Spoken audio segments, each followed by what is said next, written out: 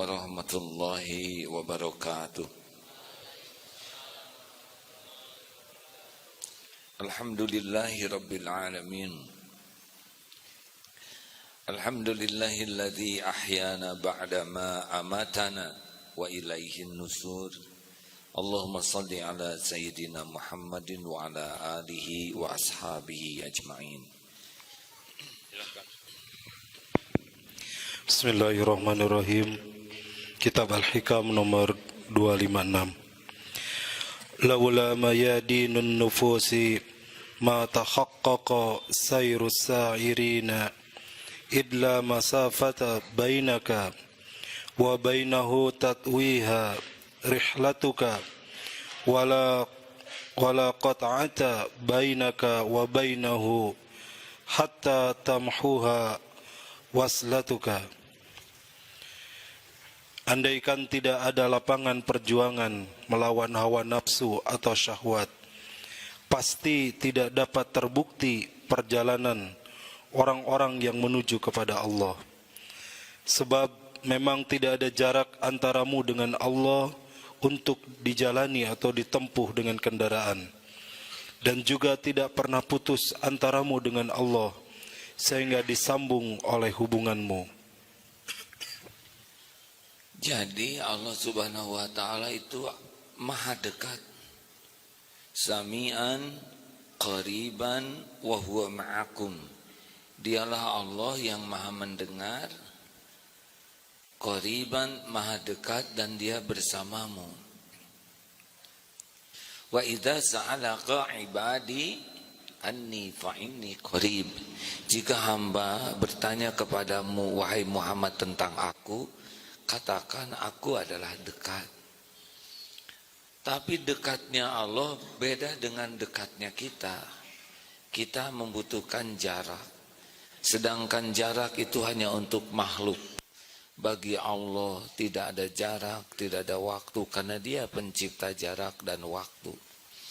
Kalau kita ingin tahu dekatnya seseorang dengan Allah, salah satu alat ukurnya adalah sejauh mana dia merasa Allah dekat dengan dia. Jadi kalau kita merasa di mana Allah, nah itu seakan Allah itu tidak ada, di mana memang kita jauh. Tapi bagi orang-orang yang sudah dekat dengan Allah, dia merasakan bahwa Allah subhanahu wa ta'ala sedang memperhatikannya, sedang mendengarkannya, mengetahui pikirannya, mengetahui isi hatinya, mengetahui apapun yang dilakukannya. Tidak ada yang terang-terangan dan sembunyi-sembunyi, kecuali pasti Allah menyaksikan. Nah, makin yakin begitu, itu ciri kedekatan dengan Allah. Jadi bukan merasakan Allah dekat secara fisik, karena itu tidak bisa, salah. Tapi kita merasa ini Allah sedang memperhatikan saya. Allah subhanahu wa ta'ala sedang menyimak apapun yang dikatakan. Allah subhanahu wa ta'ala mengetahui apa yang ada dalam pikiran, apa yang terlintas di hati, tidak ada yang tersembunyi. Bahkan Allah tahu apapun yang ada di dalam tubuh ini, karena Dia yang menciptakan, Dia yang mengurus, Dia yang menggenggam. Untuk mencapai makom itu ada perjalanannya. Itulah namanya riyadhah, mujahadah untuk menaklukkan nafsu. Jadi penghalang kita dengan Allah subhanahu wa ta'ala itu sebetulnya bukan jarak yang sesungguhnya, karena Allah maha dekat. Tapi kalahnya kita oleh nafsu, cintanya kita kepada duniawi, membuat kita jadi berjarak dalam tanda kutip dengan Allah. Kita senang memuaskan nafsu, jarak juga dengan Allah semakin jauh. Pemarah demikian, yang mengumbar syahwat juga demikian. Karena itulah yang menjadi hijabnya. Jadi kalau kita ingin bisa merasakan kedekatan dengan Allah subhanahu wa ta'ala, maka harus mengamalkan nih riadoh perintah Allah lahir wal batin. Contoh, kita kerja diperintahkan, tapi saat yang sama zuhud. Nah, zuhud ini membuat hati kita tidak megang kepada dunia, walaupun dunia ada di tangan kita. Jelas tidak hadirin? Jadi Islam tidak mengajarkan jangan kamu bekerja supaya hati tidak terikat ke dunia. Kita kerja disuruh. Rasulullah SAW mencium tangan yang kasar karena kerjanya. Tapi saat yang sama hati harus zuhud. Bayangkan. Ini kan yang susah. Ada yang tidak punya karena malas, ada yang punya tidak zuhud. Kita jemput dunia pakai tangan, tapi tidak pernah ada di hati, karena hati hanya untuk Allah. Jadi itu gampang dekatnya. Begitu, nafsu marah, tapi kita tahan supaya tidak zalim. Hasilnya adalah adil. I'dilu huwa aqrabu littaqwa. Ini ada orang berbuat zalim. Kita tidak boleh kebencian kita kepada satu kaum membuat kita zalim. Bayangkan, nafsu membuat kita mau zalim saja. Nah, itu membuat jarak dari Allah. Walaupun sepertinya membela kebenaran, tapi aslinya kita sedang membela nafsu kita. Kita suatu saat harus masuk dalam kancah jihad, tapi tetap harus adil hatinya. Saya agak susah menjelaskannya, tapi bisa dipahami kah? Jadi jangan sampai kerja sibuk, hati cinta dunia. Enggak, kerja untuk fisik, hati untuk tetap kepada Allah. Demikian pula di medan jihad misalkan, ya. Kita harus kancah masuk, tapi hati tidak boleh nafsu, tetap aja harus adil dalam segala kondisi. Karena yang kita carikan keridhaan Allah, bukan kepuasan nafsu kita. Nah, mujahadah inilah yang agak jarang dilakukan. Kita mau marah, marah saja. Mau ngomong, ngomong saja. Mau dengki, dengki saja. Mau iri, iri saja. Sudah jauh dari Allah. Karena kita gagal di dalam melakukan perjalanan menaklukkan nafsu ini.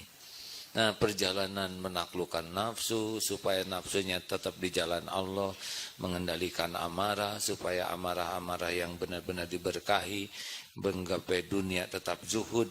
Inilah mujahadahnya yang bisa menaklukkan, yang membuat kita nampak perjuangan ke Allahnya.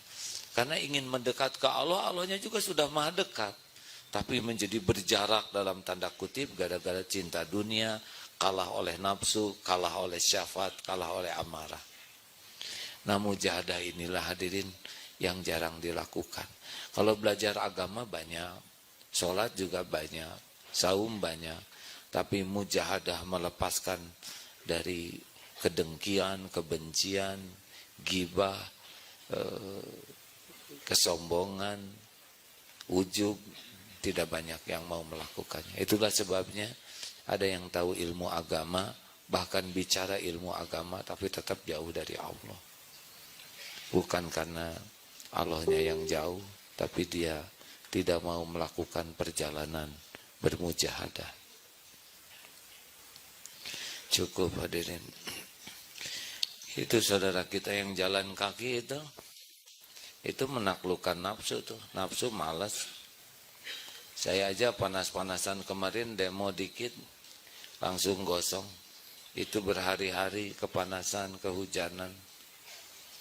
Saya akan bacakan sebuah tulisan.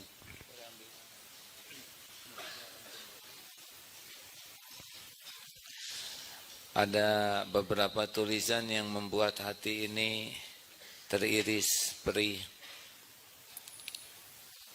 Nah, itu mujahadah betulan, berangkat saja nggak bawa apa-apa, di jalan Allah sediakan makanan, sendal putus Allah siapkan sendal yang bagus, baju basah Allah siapkan kaos yang kering. Memang begitu. Walladzina jahadu fina lanahdiyannahum subulana. Dan orang-orang yang bersungguh-sungguh di jalan Allah, Allah pasti lebih sungguh-sungguh lagi menunjukkan jalan-jalannya. Penantian saya dan orang-orang yang berbaris di sepanjang jalan raya Cileunyi tidak sia-sia. Pun tidak surut walau hujan terus mengguyur. Begitu rombongan pendemo dari Ciamis yang berjalan kaki muncul dari kejauhan, semua bersiap. Kami berdiri, berbaris panjang sekali di tepi jalan, menenteng kresek dan kardus berisi segala macam yang bisa kami berikan. Air minum dalam kemasan, hand supply, jamu dalam kemasan, saset yang siap minum, masker untuk jaga-jaga jika nanti ada gas air mata disemburkan, sandal jepit, jas hujan, dan pakaian ganti plus sekantong plastik roti, donat, permen, buah cemilan dan lain-lain dalam satu plastik berbentuk paketan. Kami bagikan. Mereka menerima dengan sangat senang hati. Takbir bersahutan tiada henti. Hujan, banjir tidak menyurutkan masa untuk berkumpul, memanjang dari ujung jalan raya Cileunyi sampai bundaran Cibiru dan sepanjang jalan Soekarno-Hatta sampai kantor Perhutani.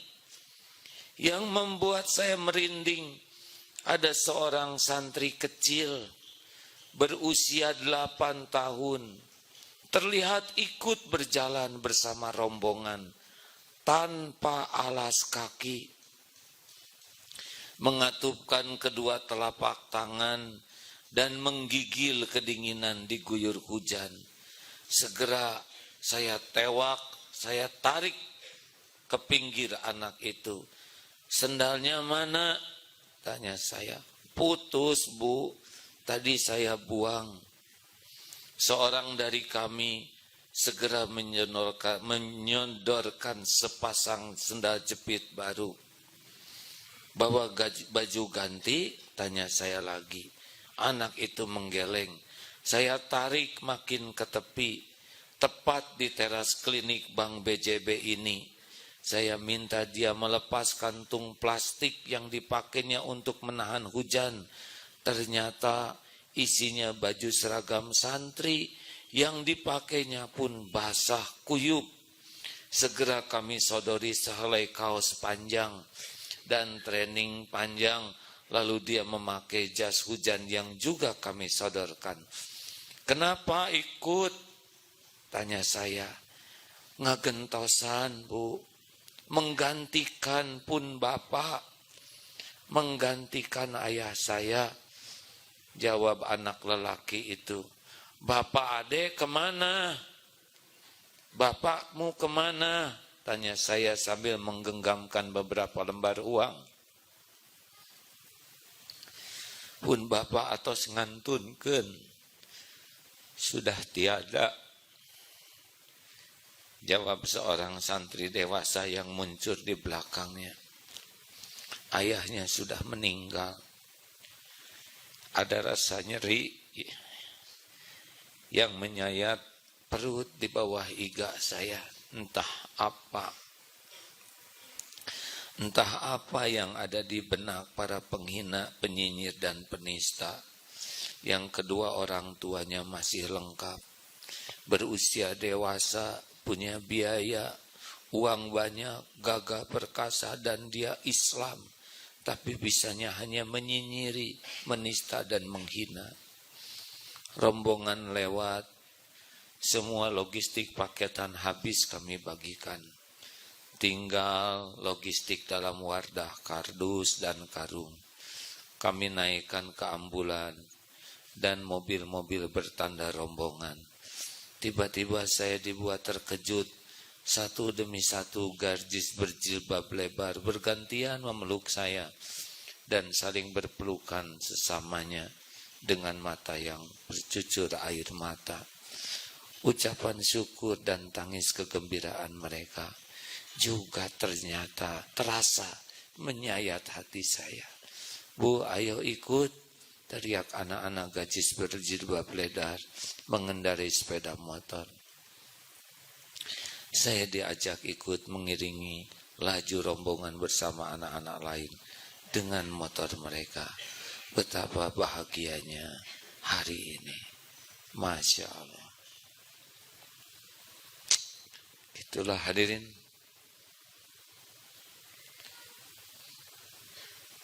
Ya begitulah mujahadah. Bisa mengalahkan.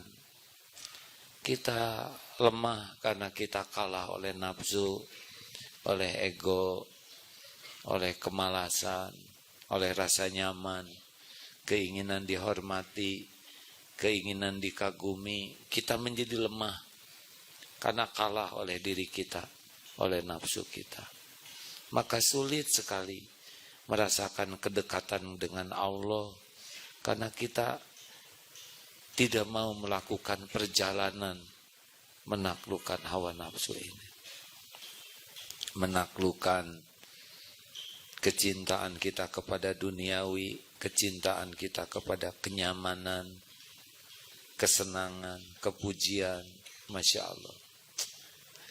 Mudah-mudahan kita semakin menyadari bahwa kebahagiaan bukan datang dari kenyamanan, kelapangan, pujian, kekaguman orang, tapi justru kebahagiaan karena kedekatan dengan Allah, karena mujahadah kita. Bermujahadah mengalahkan nafsu kita. Terima kasih. Ada yang akan ditanyakan? Ini live. Alhamdulillah. Acungkan tangan yang akan berangkat nanti malam. Cuk. Alhamdulillah, terima kasih. Besok adalah kegiatan yang sangat mulia. Hanya akan berhasil kalau niat kita mulia. Niat mulia hanya satu, lillahi ta'ala. Jangan ada niat lain selain semata-mata lakukan ini karena Allah. Kita upayakan sepanjang waktu kita tetap menjaga sikap kita, sikap mulia, akhlakul karimah. Jangan nodai dengan sikap-sikap tercela, dengan mengganggu, merusak, merugikan siapapun juga. Lisan kita pun harus lisan yang mulia. Lebih baik berbahasa dengan menyebut nama Allah. Jangan mengatakan kata-kata yang bisa merusak kemuliaan. Sekalipun ada ulama yang berbeda pendapat, mereka adalah orang tua kita. Kita harus tetap bersikap mulia, menghormati perbedaan pendapat ini. Aparat adalah saudara kita. Mereka sudah berpayah-payah menjaga supaya aman, supaya lancar, supaya bisa nyaman. Kita harus bersikap mulia dengan menghormati dan menghargainya. Kita tamu datang ke Jakarta, harus menjaga kemuliaan kita sebagai tamu terhormat. Jangan merugikan tempat yang kita datangi. Kepada wartawan, para awak media, kita pun harus bersikap mulia. Walaupun ada di antara mereka yang beritanya sering tidak adil, tetap sikapi dengan kemuliaan akhlak kita. Semoga Allah merubah hatinya menjadi adil. Oleh karena itu besok adalah hari penuh kemuliaan. Kalau kita berniat mulia, bersikap mulia, bertutur mulia, dan Allah yang maha mulialah yang akan menyelesaikan segala urusan. Karena dialah satu-satunya penguasa takdir yang tidak bisa ditolak siapapun, tidak bisa dicegah oleh siapapun. Innallaha ala kulli syai'in qadir. Mudah-mudahan Allah menjadikan kita yang hadir dan yang berniat hadir dan yang tidak bisa hadir semuanya mendapatkan kemuliaan di dunia ini dan di akhirat kelak. Amin ya Allah ya Rabbal Alamin. Terima kasih himbauan bagi yang akan berangkat ke acara aksi Super Damai 212 besok hari. Assalamualaikum warahmatullahi wabarakatuh.